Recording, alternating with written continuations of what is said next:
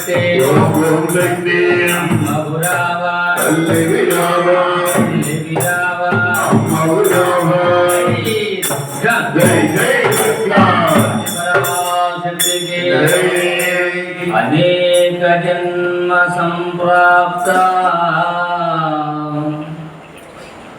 కర్మబంధ విదాయినే ఆత్మజ్ఞాన ప్రధానేన తస్మై శ్రీ గురుభ్యో నమః. హిందూ సనాతన ధర్మంలో ఎందరో మహానుభావులు, ఎందరో గురు పరంపర, ఎందరో పీఠాధిపతులు, అందులో ఎందరికో జ్ఞానాన్ని ప్రసాదించినటువంటి మన గురుదేవులైనటువంటి శ్రీ శ్రీ త్రినాథ్ గురూజీ గారికి పాదపద్మాలకు నమస్కరిస్తూ, అలాగే మన అందరి అమ్మ తల్లి జగన్మాత బిందు త్రికోణ పశుకోణ దశారయుగ్మ మన్మస్రదళ సంయుత షోడశారం కృత త్రిభువరయుతం పరిత చతుర్ద్వార శ్రీచక్రమే ఉదితం పరదేవతాయ త్వాం గౌరీ త్రిపురాం పరాత్పరకళాం శ్రీచక్ర సంచారిణి జగన్మాత కరచరణములకు నమస్కరిస్తూ, ముందుగా త్రినాథ్ గురూజీ గారి కలమ నుంచి విడబడినటువంటి ఒక పల్లవి, ఒక చరణము, చిన్ని చిన్ని పదాలమ్మ. అంటే వాటిని పాడకూడదు, మీకు పరిచయం చేయాలని గురూజీ గారు రాసిన పాటలు ఎన్నో ఉండిపోయినాయి, కాబట్టి పాడటానికి ప్రయత్నం చేయండి. ఓం శక్తి. తెరిపించు మాతా జ్ఞాన నేత్రం, తెరిపించు మాతా జ్ఞాన నేత్రం, తెరిపించు మాతా జ్ఞాన నేత్రం, తెరిపించు మాతా జ్ఞాన నేత్రం, ఫలితించు మాతా మధుర గాత్రం, పలికించు మాతా మధుర గాత్రం, జన్మకు చాలు మరికి మాత్రం, జన్మకి చాలు మరి మార్గం, తెలపాలమ్మ ఒక మంచి మార్గం, తెలపాలమ్మ ఒక మంచి మార్గం, జన్మకు చాలు మరికి మాత్రం, జన్మకు చాలు మరి మార్గం, తెలపాలమ్మ ఒక మంచి మార్గం, తెలపాలమ్మ ఒక మంచి మార్గం. అమ్మ మీద పూర్ణత్వం నిండినటువంటి భక్తుడు ఏం చెప్తున్నాడు ఇక్కడ అమ్మవారిని?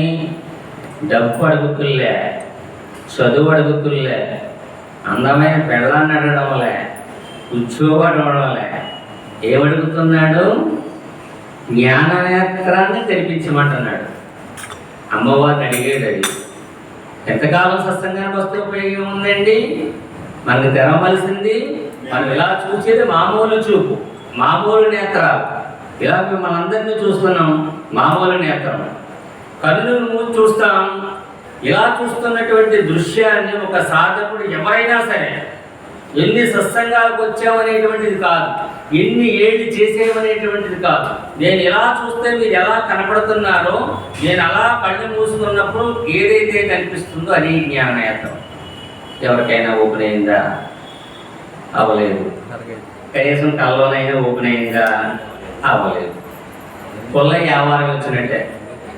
పుల్లయ్య వ్యాపారం వెళ్ళేటట్టండి. తల్లిని తండ్రి ఇప్పుడు అన్నదమ్ములు మాట్లాడుకుంటున్నాడట. ఒరే పెద్దోడా, చిన్నోడు పుల్లయ్య రేపు పొద్దున వ్యాపారం పంపాలా అనుకుంటున్నారు. ఆ ఒక్క మాట విన్నాడు. యావారం పంపి అర్హతకు 1000 రూపాయలు ఇవ్వాలా, డబ్బులు తెమ్మందాం అనుకున్నాడు. ఇది రెండో మాట. ఈ మాట పుల్లయ్య వినలేదు. తెల్లారులు మనోడు యావారం వెళ్ళడం వచ్చేయడం. నాన్న చెప్తున్నాడు, రే పుల్లయ్య నువ్వు యావారం ఎందుకు నాన్న ఇల్లు వచ్చాయని అంటున్నాడు. ఇంటికి వెళ్ళాడు, ఇంటికి వచ్చాడు. సత్సంగాలు కూడా అలాగే ఉంటాయమ్మా. సాధకుల్లారా, భక్తుల్లారా, ఏం కావాలి? అన్నీ అయిపోయినాయి జీవితంలో. ఇక జీవితం మళ్ళా రాదు. మనకేం కావాలి?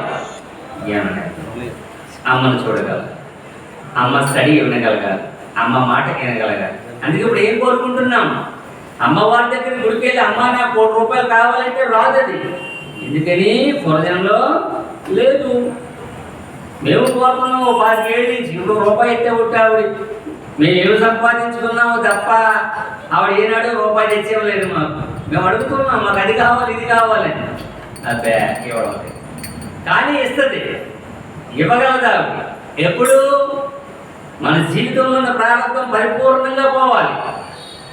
ఈ పరిపూర్ణంగా ఈ ప్రారంభం పోనప్పుడు అమ్మవారు తెచ్చిద్దామన్నా, ఇప్పుడు రాహు గారు బట్టి మనల్ని పీడిస్తున్నారు అనుకోండి, ఆయన డ్యూటీ 17 ఏళ్ళు ఎంతో చేస్తాడు, శుభ్రంగా దిగజార్చేస్తాడు. రాహు గారు పట్టిన వల్ల శనీశ్వరుడు పట్టిన ఉండవలసిన స్థానంలో ఉండకుండా స్థితి వచ్చిందనుకోండి, వాళ్ళ రూపాయి రూపాయి రూపాయి రూపాయి రూపాయి దిగజార్చడమే తప్ప రూపాయి రూపాయి రూపాయి రూపాయి పైకి ఇవ్వడం సృష్టిలో సాధ్యం కాని పని.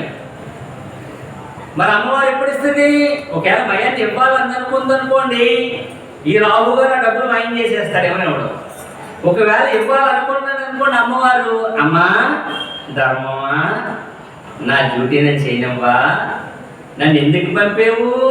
ఈ జీవికి పూర్వజన్మలో ఈడి చేసినటువంటి మోసాలు, ఈడి చేసినటువంటి అకృత్యాలు, ఈడి చేసినటువంటి తెగదెంపులు ఎన్ని, ఈడి చెప్పినటువంటి తప్పుడు సాక్ష్యాలు, కర్మ రూపాన్ని ఈడు బాగా ఎదిగేటి టైంలో, లైన్ బాగా పండుతున్నటువంటి టైంలో, రూపాయికి 100 రూపాయలు వస్తున్నటువంటి టైంలో రాహు గారు పలానా రోజు సాయంత్రం ప్రవేశించుగాక అని రాస్తాడు బ్రహ్మదేవుడు. వస్తాడు మనవాడు. లైన్లన్నీ 100 లైన్లన్నీ పోతాయి. ఎవరు చేశారు ఇవి? అమ్మవారు చేసిందా? దేవుడు చేశాడా? మనం ఏం చేశాం? అందుకే ఇలాంటి జన్మలప్పుడు మనం బాధపడుతున్నాం కదా. మళ్ళా పునరపి జననం పునరపి మరణం. అలా పుట్టకుండా రాకుండా ఉండాలంటే ఇప్పుడు మనం ఏం చేయాలి? మీ డిపాజిట్ ఎలా ఉండాలి? So many times I tell you, చాలాసార్లు చెప్పాను. చూసారా? అందుకని అమ్మవారిని ఏమడుగుతున్నాడు అర్హత లాంటి పరమ భక్తుడు, అమ్మా ఇవేవి నాకు వద్దు తల్లి, ఈ జ్ఞాననేత్రాన్ని తెరిపించవా అని అడుగుతున్నాడు. అందుకే ఎందుకు ఏం చెప్తున్నాడు? ఒక మంచి మార్గాన్ని చూపించమ్మా. మరి జ్ఞాన మార్గం తెప్పించాలంటే ఏం కావాలి? ఒక మంచి మార్గం కావాలి, ఒక మంచి గురువు కావాలి. 10 మంది క్రికెట్ బెట్టింగ్ కూడా దగ్గరికి వెళ్ళి కూర్చుంటే మంచి మార్గమా? కాదు. 10 మంది పేకర్ రాయలు మధ్యకి కూర్చుంటే మంచి మార్గమా? కాదు. 10 మంది ఊరు చెవుడు కూర్చొని సొల్లు కోపం చెప్పుకుని బ్యాచ్ పైన కూర్చుంటే మంచి మార్గమా? కాదు. మరి మంచి మార్గం ఏది? ఎక్కడైతే మనం భగవతత్వంతో కూడుకున్నటువంటి కార్యక్రమాలు ఉంటాయో అన్ని మంచి మార్గాలే. అందులో సత్సంగం అనేటువంటిది అద్భుతమైనటువంటి మార్గము. సాక్షాత్తు ఆది శంకరాచార్య గారే ఒప్పుకున్నారు. చివరిగా తిమిర ముద్దెర్రలై కప్పుతూ ఉంటే,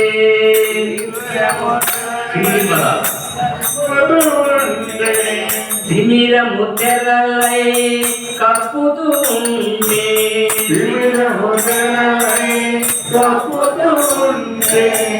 జ్ఞానహీనమై బ్రతుకుతూ ఉంటే,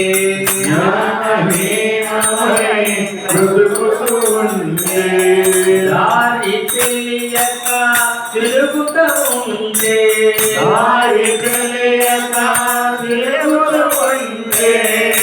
నా గురూజీ చెంతకు చేర్చితివి,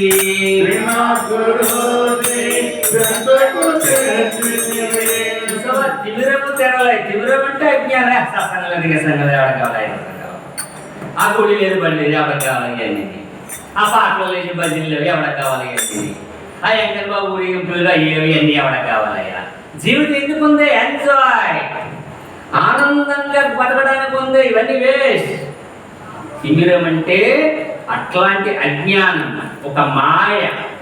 ఇవి నేను వద్దామనుకున్నాను, మధ్యాహ్నం పట్టుకుని తలపోవడం, వెళ్దామా మానేద్దామా, వెళ్దామా మానేద్దామా, వెళ్దామా మానేద్దామా, పోరాటం మధ్యాహ్నం నుంచి. వారానికి ఒక రోజు వస్తుందంటే వారం అంతా ట్రై చేస్తాను నేను. మీకేం చెప్పాలి, ఈ ప్రజెంటేషన్ ఎలా చేయాలి, దీన్ని 100 మంది చూస్తున్నారు, కొంతమంది ఫోన్లు చేస్తున్నారు. కాబట్టి మనం ఒక వీడియో అప్లోడ్ చేయకపోతే వాళ్ళు వెయిట్ చేస్తూ ఉంటారు. చెప్పింది కడు రమ్యంగా ఉండాలి, ఏం చెయ్యాలి అని వారం అంతా ఖాళీ దొరికితే ఆలోచిస్తూనే ఉంటాను. మధ్యాహ్నం పట్టుకుందని తలపోటండి, ఇప్పటికీ తలపోటే. వెళ్దామా మానేద్దామా, వెళ్దామా మానేద్దామా. చూసారా, ఇదే మనకి కలిగేటువంటి అడ్డు ఇవన్నీ కూడా. అయినప్పటికీ కూడా సరే వస్తే వచ్చింది, ఏదో కొంతమంది భక్తులు మన కోసం చూస్తారు, వెళ్ళాలి అని ఆ మెడికల్ షాప్కి వెళ్ళి ఒక 7 రూపాయలు పెట్టి ట్యాబ్లెట్ తీసుకుంటే ఇప్పుడు కొద్దిగా తగ్గిందనమాట. చూసారా, అడ్డులు ఇవాళ ఇలా వస్తూ ఉంటాయి. మనకి వెళ్ళాలంటే పరిపూర్ణంగా, కానీ అనేక రకాల అడ్డులు వస్తాయి. కానీ ఇంతకాలం మాకు తెలియక జ్ఞానహీనులై బతికాము. ఎందుకని జ్ఞానం లేదు. 1994లో త్రినాథ్ గురువుగారు అనేటువంటి వ్యక్తి గిరిజమ్మ వారి కోవెల దగ్గరికి రావడము, ఏదో ఆలాపాలగా అలా వచ్చి ఒకసారి అలా దూరంగా ఆ బండి మీద కూర్చొని ఆయన ఏదో చెప్తున్నాడని అనడము, 2వ రోజు కొంచెం దగ్గరికి రావడము, 3వ రోజుకి జాయిగా వచ్చి కుర్చీలో కూర్చోము, ఆ 7వ రోజుకి ఓహో జీవితం ఇంతవరకు మనం బతికింది బతుకు కాదన్నమాట, ఇప్పుడు మనం కొంచెం మారాలి అనుకోవడం. అందుకే ఇప్పటికీ ఈ స్థాయికి అమ్మకు సేవ చేసేటువంటి స్థితికి మనం వచ్చాం. అందుకే ఏం చేసింది అమ్మవారు? అమ్మవారిని అప్పుడు అడిగాం కాబట్టి త్రినాథ్ గురూజీ అనేటువంటి ఒక వ్యక్తిని చూపించింది, సత్సంగం అనేటువంటి ఒక వ్యక్తి ఒక వ్యవస్థను చూపించింది కదా. ఈ రెండాటి వల్లే మనం అమ్మ దగ్గరికి ఖచ్చితంగా చేరతాం అని తెలియజేసుకుంటూ చాలా కాలాతీతం అవుతుంది కాబట్టి సరే ఒక పల్లవి ఒక శరణం ఎక్కడతో ఆపి మళ్ళీ వచ్చేవారు మనం మాట్లాడుకుందామమ్మా. అలాగే గురువు గారమ్మా, ఆయన చాలా సామాన్యమైన వ్యక్తి అమ్మా, కానీ ఆ పుస్తకాలు ఒక్కొక్కటి చూస్తూ ఉంటే ఆ పదం ఒక్కొక్క దాని మీద ఎంతో వ్యాఖ్యానం చేయొచ్చు. అసలు ఆ పూర్ణ అమ్మవారు ఆయనకి ఎలా ఇచ్చిందని నేను అప్పుడప్పుడు ఆశ్చర్యపోతూ ఉంటాను. పాటలు అందరూ పాడతారు, కానీ అందులో ఒక మధురము మాధుర్యము కలిగినటువంటి వర్డ్స్ ఉండాలి, మన మనసుని రంజింప చేయగలగాలి. అవును ఇది కదా యథార్థమైనటువంటిది అనేటువంటి ఒక రంజింపగలిగినటువంటి స్థితి ఉండాలి. అలా అమ్మవారు ఆయనకి నాలుక మీద సరస్వతి తాండవం చేసింది. కాబట్టి ఒక మహనీయుడి యొక్క మాట మనం మాట్లాడుకొని మనం కార్యక్రమంలోకి వెళ్ళిపోదాం. టైం చూస్తాను, ముగిస్తానమ్మా. అది ఇప్పటికి అయ్యేటువంటిది కాదు అమ్మవారి చరిత్ర. నేను టైం చూసి అక్కడ క్లోజ్ చేస్తాను. రామకృష్ణ పరమహంస ఒక మాట అంటాడమ్మా. ఏమంటున్నాడో చూడండి. అమ్మ, ఈ రోజు నీ వ్యవస్థ ఎలా ఉందంటే, ఏ మతమైనా సరే ఈ వ్యవస్థ ఎలా ఉందంటే, మా దేవుడు గొప్ప అంటే మా దేవుడు గొప్ప, మా గ్రంథం గొప్పదంటే మా గ్రంథం గొప్పదే, మా సత్సంగం గొప్పదంటే మా సత్సంగం గొప్పది. లోకం తీరు ఎలా ఉందమ్మా. ఇలాగా వేదము అనేటువంటి హృదయముతో మనం ఉంటే ఎప్పటికీ మనము తరించలేము, మిమ్మల్ని తరింప చెయ్యలేము, అమ్మవారి దగ్గరికి మనము చేరలేము. అందుకే రామకృష్ణ పరమహంస ఏం చెప్తున్నాడో చూడండి. ఈ ఓటర్లన్నీ ఎలాంటి అంటేటమ్మా, మనము పండు తినడానికి తోటలోకి వెళ్ళినప్పుడు తెలవలసింది ఏంటి? పండు, అంతే కదమ్మా. కానీ ఆ తోటలోకి వెళ్ళి ఈ చెట్టుకి ఎన్ని పళ్ళు ఉన్నాయి, ఎన్ని ఆకులు ఉన్నాయి, ఎన్ని కొమ్మలు ఉన్నాయి అని లెక్క పెడుతూ కూర్చోవడము ఎంత అవివేకము. ఈ దేవుళ్ళ కోసం దెబ్బలాడుకోవడం కూడా అంతే అవివేకము అని రామకృష్ణ పరమహంస చెప్తున్నాడు. ఎందుకని? దైవం యొక్క సాక్షాత్కారం కోసం మనం సాధన చేయకుండా, చూసారా, దేవుడి కోసం మనము సాధన చేయకుండా ఇలాంటి వాదోపవాదాలు ఎన్ని చేసినప్పటికీ కూడా ఉపయోగం లేదు, అక్కడే ఉండిపోతారు సుమా అని రామకృష్ణ పరమహంస చెప్తున్నాడు. అందుకనే ఏదో ఒక మార్గాన్ని నమ్మండి, ఒక సత్సంగాన్ని నమ్మండి, ఒక దేవుడిని నమ్మండి, ప్రయాణించండి, గమ్యము చేరతారు. దేవుళ్ళలో ఎలాంటి భేదము లేదమ్మా. ఏకో నారాయణ, భగవంతుడు ఒక్కడే.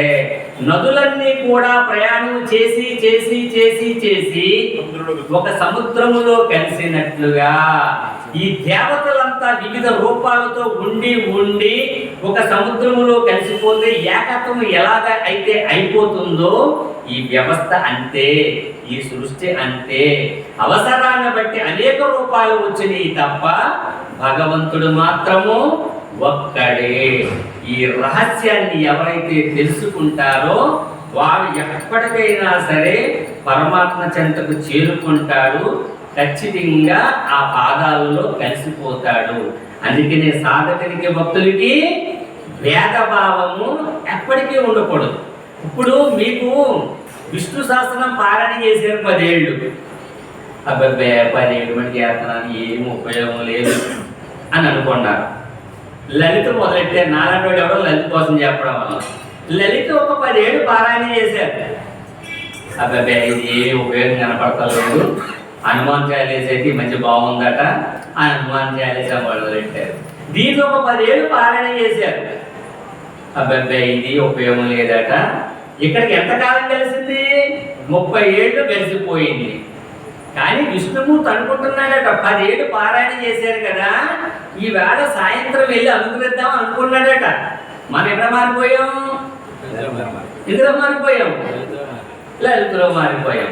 సరే మనకి ఎందుకు వచ్చిన కూడా అమ్మవారు చూసుకుంటుంది, మరి అక్కడ పోయారు కాబట్టి అని ఆయన ఊరుకున్నాడు.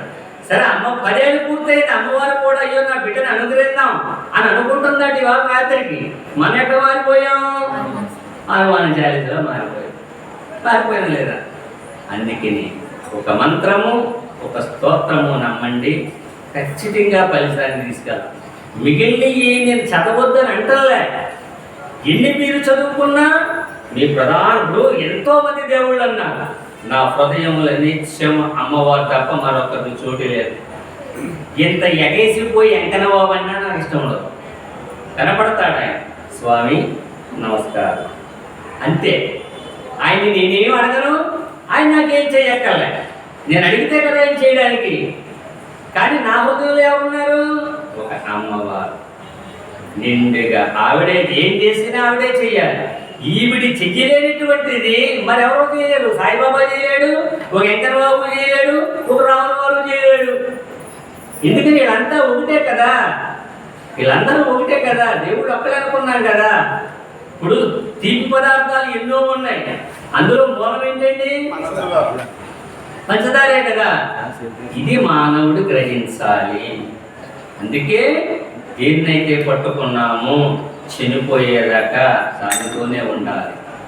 అన్నిటికి వెళ్ళండి, అన్ని యాత్రలకు వెళ్ళండి, అన్ని క్షేత్రాలకు వెళ్ళండి. నేను వెళ్ళొద్దంటలే. ప్రతి క్షేత్రంలోనూ పుణ్యం ఉంది, ప్రతి యాత్రలోనూ పుణ్యం ఉంది. ప్రతి చోట కూడా ఒక అత్యున్నతమైనటువంటి శక్తి ఉంది. అక్కడికి వెళ్ళడం వల్ల మన శరీరంలో ఉన్నటువంటి నెగటివ్ ఎనర్జీ పోతుంది. కానీ మన సాధన, మన హృదయ దేవత ఒక్కళ్ళై ఉండాలి, మారకూడదు ఎప్పటికీ కూడా. అలా ఉండాలని చెప్పి మనకి రామకృష్ణ పరమహంస చెప్తున్నాడమ్మా. చివరిగా ఏం చెప్పుకుంటున్నామమ్మా మనం? మధుర మీనాక్షి అమ్మవారి యొక్క ఇతిహాసాన్ని మనం చెప్పుకుంటున్నాం. కొత్తగా వచ్చేవాళ్ళు ఎవరైనా నా వీడియోలు చూస్తున్నటువంటి వాళ్ళు 65 దగ్గర నుంచి 64 దగ్గర నుంచి స్టార్ట్ అయ్యి ఆ వీడియోలు చూడండి, అప్పుడే అర్థమవుతుంది. సరే, మన వారు మనం ఏం చెప్పుకున్నాం? శంకరులు మధుర రావడము, పాండ్యరాజు యొక్క ఆతిథ్యాన్ని స్వీకరించడము, వెంటనే మధుర మీనాక్షి గుడిలో బసని ఏర్పాటు చెయ్యడమనడము, పాండ్యరాజు వద్దని బతిమాలడము, కానీ సన్యాసి ధర్మం ప్రకారంగా నేను అక్కడే ఉండాలని అనడము, 12 సంవత్సరాల బాలుడిని ఇప్పుడు అప్పచెప్పితే తెల్లార్తుల్లోకి అమ్మవారు తినేస్తుందని పాండ్యరాజు బాధపడి ఊళ్ళో బస ఏర్పాటు చేయడము, ఆ శంకరాచార్య వారు అమ్మవారికి ఎదురుకుండా వజ్రాసనంలో ధ్యానములో కూర్చొని అమ్మవారిని 10 విధములుగా చూడడము, మొన్న వారం మనం చెప్పుకున్నాం కదా. ఈ వారం చూడండి, అమ్మవారు మొన్న వారం మనం చెప్పుకున్నప్పుడు ఆది శంకరాచార్య వారికి గర్భగుడిలో ఉండే దర్శనమిచ్చింది. సరే, ఆమె బయట లేచింది, 2 అడుగులు వేసింది. ఆమె కట్టుకున్నటువంటి బంగారు జరి అంచు నేల తల్లికి తగిలినప్పుడు ఆ నేల తల్లికి పులకించిపోయింది అని మనం చెప్పుకున్నాం. అదిగో ఎప్పుడైతే అమ్మవారు గర్భగుడి నుంచి అలాగే సింహద్వారం దగ్గరికి వచ్చిందో 2 ద్వారాలు అలా తెలుసుకున్నాయి. అదిగో ఎప్పుడైతే ద్వారాలు తెలుసుకున్నాయో ఇప్పటి వరకు కూడా అమ్మవారు చాలా ప్రశాంతమైనటువంటి రూపముతోనూ మనసుతోనూ ఉంది ఆ తల్లి. ఎప్పుడైతే ఆ తల్లి గర్భగుడి అడుగు బయట పెట్టిందో, ఒకేసారి బయట పెట్టింది. అలా పెట్టే ముందు అమ్మవారు సుందరేశ్వరికి ఒక నమస్కారం పెట్టిందని మొన్న వారం చెప్పుకున్నాం. అలా సుందరేశ్వరికి ఒక్కసారి నమస్కారం పెట్టుకున్నప్పుడట ఆ పరమేశ్వరుడు, ఆ సుందరేశ్వరుడు అమ్మని చూసి ఎప్పుడూ నవ్వనట్లుగా ఒక నవ్వు నవ్వాడట, ఒక నవ్వు నవ్వుకున్నాడట. ఎందుకా నవ్వు? దేవి నీ పెళ్లి ఏళ్ళతో అయ్యింది అని ఆయన ఉద్దేశం. ఎప్పుడైతే అలా స్వామి నవ్వాడో అమ్మవారు అనుకుందాట, ఇన్ని సంవత్సరాల నుంచి నేను సంహారానికి వెళ్తున్నాను కదా, స్వామి ఎప్పుడు నవ్వలేదు కదా, ఈవేళ నవ్వాడేది అని అమ్మవారు అనుకుంది. అనుకుని తలుపులు తెరుచుకున్నాయి. అమ్మ అడుగు బయటకు పెట్టిందట. అదిగో అమ్మవారు ఎప్పుడైతే బయట పెట్టిందో మొన్న వారం మనం చెప్పుకున్నటువంటి ఆ సుందర తత్వం అంతా కూడా పోయి ఆ గుమ్మం కాడ రెడీగా ఉందాటంటే ఒక తామస ఛాయ. ఆ ఛాయ వచ్చి అమ్మవారిలో ప్రవేశించింది. చూసారా? అందుకే అమ్మ కొన్ని శక్తులు గర్భగుడి దాటి లోనక రాలేవు. మనకు అనారోగ్యముగా ఉండేటువంటి టైములో, కొన్ని శక్తులు మనల్ని పీడిస్తున్నటువంటి టైములో, కొన్ని దేవాలయాల్లో కూర్చున్నప్పుడు అవి గుడికి బయటే ఆగిపోతాయి. అవి దెయ్యాలు కానివ్వండి, కొలువేల దేవతలు కానివ్వండి, ఇంకా ఏ దేవతలన్నా కానివ్వండి. కాబట్టి ఈ తామసిక శక్తి అమ్మవారి గుడి బయట కాపలా కాస్తుంది తప్ప అమ్మవారి గర్భగుడిలోకి వెళ్ళకపోతుంది. అందుకేనమ్మా ఏ ఇంటిలో అయితే ఎక్కువగా శత్రుత్వంతో, ఈ చేతబళ్ళుతో, వీటులతో కొట్టుకుంటూ ఉంటారు. ఇవన్నీ నిజంగా ఉన్నాయా అంటే ఉన్నాయి. మరి అవి లేకుండా ఈ తాగిదీలు రోజుని ఎందుకు కట్టించుకుంటున్నారు? ఊరు బయట దాటుకుంటే ఎంతంత తొడపాలు పోస్తున్నారు. ఇవన్నీ ఏంటి? Negative energy. ఈ సృష్టిలో ఉండేటువంటి పొలిమేరకు అవతల ఉండవలసినటువంటి దేవతలు ఊళ్ళో ప్రవేశించబట్టి, ఒకళ్ళని పట్టుకోబట్టి మన గ్రామ దేవతలు బహుశా బలం తగ్గిందేమో అనుకుంటున్నాను నేను. ఈ మధ్యకాలంలో తొడపాలు బాగా పెరిగిపోయి, ఆ తొడపాలు పెరిగినంటే కారణం అక్కడ నుండి ఊరు బయట పొలిమేరలో ఉండవలసిన అసుర శక్తులు గ్రామంలో ప్రవేశిస్తున్నాయి. ఎవరో ఒకళ్ళ ద్వారాగా. మన గ్రామంలో ప్రవేశించినటువంటి శక్తుల్ని ఎవరు ఆపాలి? గ్రామ దేవతలు ఆపాలి. ఆపుతులేదు ఈ మధ్యకాలంలో. మరి ఏం జరిగిందో అన్నాడు కదా. కాబట్టి ఎప్పుడైతే ఈ తామసిక శక్తి ఆ అమ్మవారిని పట్టుకుందో, ఎంత దివ్య మంగళమయకరమైనటువంటి అమ్మవారి యొక్క తేజస్సాటండి. కరాళ రూపముతో, కారుమబ్బు రూపముతో నల్లగా మారిపోయాటండి. అమ్మవారికి భయంకరమైనటువంటి కరాల రూపం వచ్చేసి మింగేయాలి, మింగేయాలి, మింగేయాలి అంటుందాటండి అమ్మవారు. ఆ గడప దాటి ఆ ఛాయ అలా వస్తుల్లోకి. చూసారు అమ్మవారు మారిపోయిందా లేదా? గుడిలో ఉన్నప్పుడు ఎంత భద్రంగా ఉందో చూడండి, గుడి దాటిన తర్వాత ఎలా వచ్చిందో చూడండి. ఈ తామసిక శక్తికి ఎందుకు వచ్చింది? మనం ప్రారంభంలో చెప్పుకున్నాం. కొంతమంది స్వార్థపరులు అమ్మవారిలో ఉండేటువంటి శక్తిని బయటకు తీసి తమ కోరికలను నెరవేర్చుకోవాలని అనేకమైనటువంటి క్షుద్ర పూజలు, అనేకమైనటువంటి జంతు బలులు ఇవన్నీ ఇవ్వడం వల్ల, వాటిని అక్కడ వదిలేయడం వల్ల ఆ శక్తి అమ్మవారి గుడిలో అలా ఉండిపోయింది. అందుకే తల్లులారు, ఎక్కడైనా మీరు ఇల్లు కట్టుకోవాలనుకున్నప్పుడు అంతకుముందు అక్కడ ఏం జరిగిందో తెలియదు కాబట్టి, ఆ నేలలో ఏమి నిక్షిప్తమైనయో తెలియదు కాబట్టి, మీ ఇల్లు బాగుండాలంటే ఖచ్చితంగా మొల లోతు పాత మట్టి తీసేయాలి, ఖచ్చితంగా తీసేయాలి, ఉండకూడదు. ఈ కలిసి వస్తుంది కదా 1,00,000 రూపాయలు అని చెప్పి ఆ మట్టిని ఎట్టి పరిస్థితుల్లో ఉంచకూడదు. ఎందుకని? మీకు తెలియకుండా ఏదో ఒక 25 ఏళ్ల కిందట ఎవరితో మర్డర్ చేశాడు కప్పెట్టి ఉండొచ్చు. ఆ దుమ్ములు శక్తి అక్కడే ఉండిపోతాయి. ఆ ఇల్లు పిచ్చాలని ఎప్పటికీ కూడా. మన ఇల్లు దినం దినం పాడైపోతుందంటే నేలలో తేడా ఉంది. నా గురుదేవులు బతుకుంటే అలాంటి అన్నిటిని హోమం చేసి ఆ శక్తిని నిర్వీర్యం చేసేవాడే. ఆ విద్య నాకు నేర్పుతాను అనుకోండి, ఆయన సడన్గా చచ్చిపోయాడు అనమాట. అలాంటి ప్రాణం పోయాలి, జీవం పోయాలన్నమాట. అలా మారిపోతున్నటువంటి తల్లి అలాగైపోతుల్లోకి ఎదురుకుండా ఉన్నటువంటి బాలశంకరుణ్ణి ఒక్కసారి అలా పట్టుకొని తినేద్దామనుకుని అమ్మవారు ఎదరికి వచ్చింది. ఆ శబ్దానికి ధ్యానములో ఉన్నటువంటి శంకరులు ఒక్కసారి కళ్ళు తెరిచాడు. ఇలాగ కళ్ళు తెరుస్తుల్లోకి ఎదురుగుండా తను ఇంతవరకు ధ్యానములో ఇలాంటి అమ్మవారి యొక్క సుందరమైనటువంటి రూపాన్ని చూసినటువంటి 12 సంవత్సరాల ఆది శంకరులు ఎదురుగుండా ఒక నిశాచరమైనటువంటి కారు మబ్బు రూపము, కరాల దంశముతో ఉన్నటువంటి అమ్మవారి యొక్క రూపాన్ని చూసి ఆశ్చర్యపోయాడట.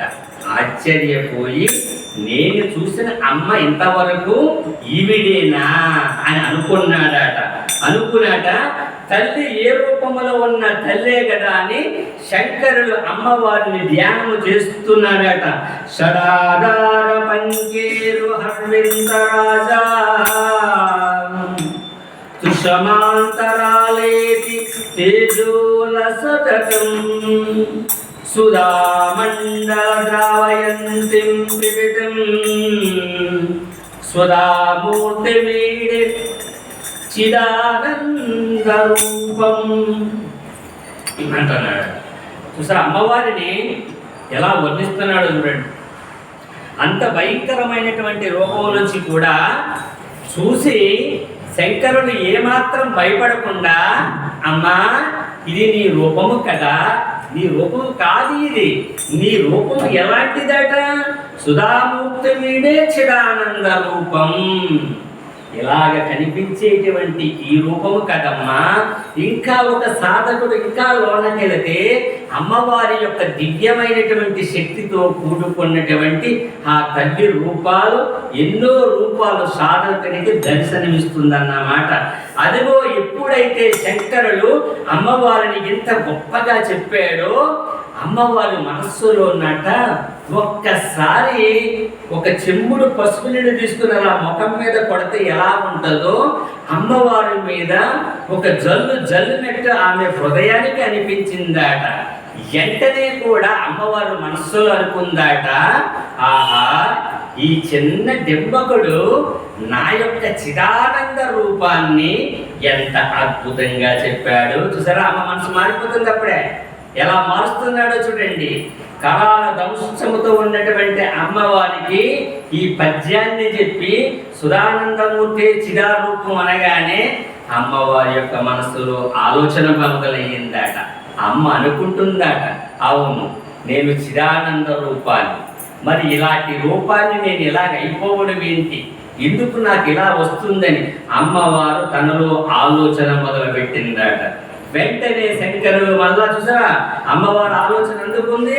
మళ్ళా శంకరులు వెంటనే కూడా జ్వాలాకోటి భాస్కర భాస్కునాంగి సులావణ్య శృంగార శోభోభిరామం మహాపద్మకింజల్కమజ్జ విరాజే త్రికోణే నిషణాం భజే శ్రీ భవానీ అన్నాడట. వెంటనే మళ్ళా అదిగో అమ్మవారు ఆశ్చర్యపోతుంది. అవును కదా, మహాపద్మము మధ్యలో త్రికోణ స్థితిలో బిందు స్థానములో కూర్చున్నటువంటిది నేనే కదా. ఈ దెబ్బకుడు నన్ను ఎంత బాగా చెప్తున్నాడు, నా రూపాన్ని ఎంత బాగా చెప్తున్నాడు అనేటండి అమ్మవారు ఆశ్చర్యపోతుందట.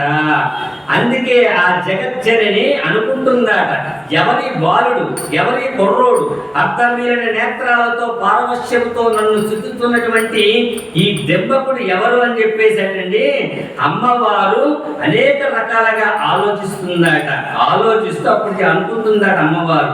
అందుకనే మహారాజ నిలయే చివరిగా ఈ సహస్రారం అనేటువంటి మహాపద్మము మధ్యన ఆ శ్రీచక్రం యొక్క మధ్యస్థానంలో ఆ యొక్క బిందు స్థానంలో నన్ను శివశక్తి రూపిణిగా ఉండేటువంటి నా శక్తిని ఈ చిన్న డింబకుడు ఎంత బాగా చెప్పాడు అని అమ్మవారు అనుకుంటూ ఆలోచన పడిందట.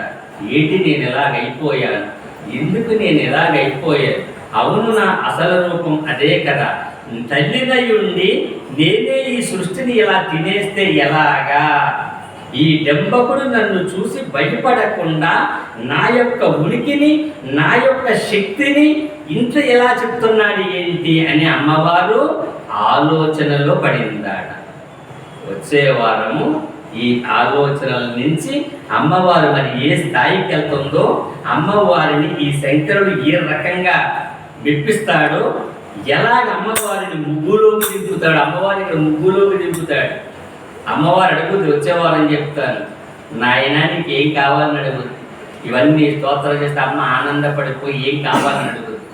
అమ్మవారు అప్పుడు చెప్పుతాడు అన్నమాట అమ్మవారిని, అమ్మ ఇది కొంత కథ అయిన తర్వాత అమ్మా నాకు ఒక కోరిక ఉందమ్మా. ఎలాంటి కోరిక, నీతో నాకు పేకాడాలని ఉందని చెప్తాడు. అక్కడ పేకాటలు లేవు, పాచికలు. అమ్మవారిని ముగ్గురు అక్కడ దింపుతాడు, అక్కడ కడతం మొదలెడతాడు, సూత్రుడిగా ఎలా కడతాడు.